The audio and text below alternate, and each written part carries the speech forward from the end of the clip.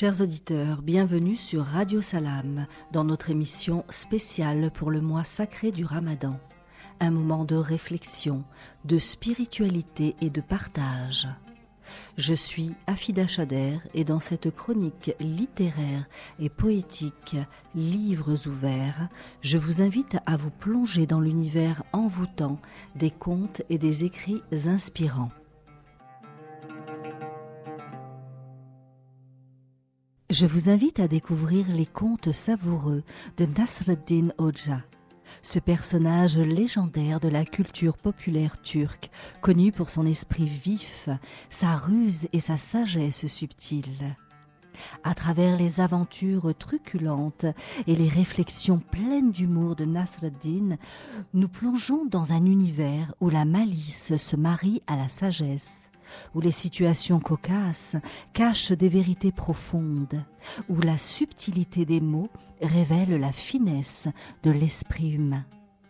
Que cette soirée de partage et de convivialité illumine nos esprits et nos cœurs d'une lumière joyeuse et bienveillante comme un écho des traditions et des valeurs intemporelles de l'humanité.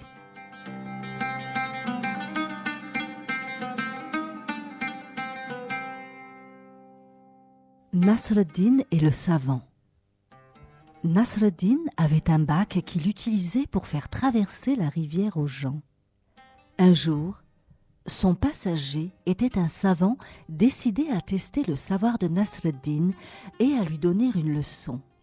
« Dites-moi, Nasreddin, comment orthographiez-vous le mot « magnificence » ? » ?»« Je ne sais pas, dit Nasreddin en continuant de ramer. « Combien font 2/3 de 9 ? » ?»« Aucune idée. » »« Dites-moi, comment calcule-t-on la surface d'un triangle ? » ?»« Pas la moindre idée. » »« Vous n'avez donc pas appris tout cela à l'école ? » ?»« Non. » »« Dans ce cas, la moitié de votre vie est perdue. » À ce moment-là, une terrible tempête est survenue et la barque a commencé à couler. Les deux hommes se retrouvèrent à l'eau, assez loin l'un de l'autre. « Dites-moi, monsieur le savant, dit Nasreddin, avez-vous appris à nager ? » ?»« Non, jamais !»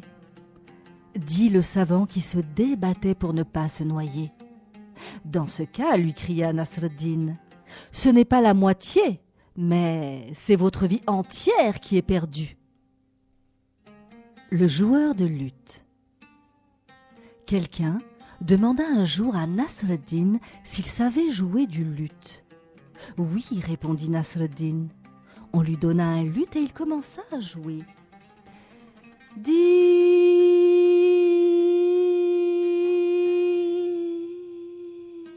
« Toujours la même note, avec la même corde à plusieurs reprises. Après quelques minutes, les gens demandèrent à Nasreddin de cesser de jouer. « Hoxha, ce n'est pas une façon correcte de jouer du luth. Vous jouez toujours la même note. » Les joueurs de luth déplacent leurs doigts de haut en bas et vice-versa. « Eh bien, je sais pourquoi ils vont en haut et en bas, en essayant les différentes cordes. » « Pourquoi donc cela ? » ?»« Parce qu'ils cherchent cette note que moi, j'ai déjà trouvée. » Nasreddin Hoxha.